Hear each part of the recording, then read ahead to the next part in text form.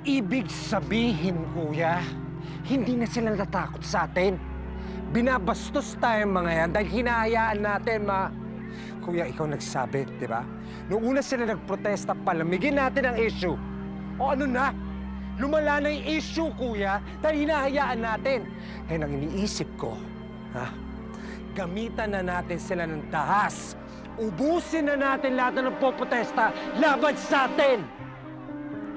Total, wala naman na silang silbi sa atin, di ba? Nasa pwesto na tayo. Pwede nang wala tayong amor sa kanila. Kapag humarang yung mga yan, ubusin na natin sila!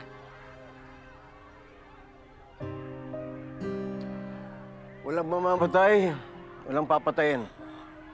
Yeah. There's a better way of handling this.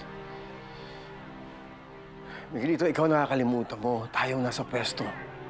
Nasa atin ang kapangyarihan. Gagamitin natin ang rule of law. Kung kinakailangang mag-declare ka ng 10 executive order, yun ang gawin mo. Ikaw ang mayor. Ikaw ang may power na gawin yan para matigil na itong nangyayaring ito. Simula ngayon, hindi ka na makialam sa mga problema. Kayong dalawa, ako na ang masusunod. Ako ang gagawa ng paraan sa lahat ng bagay.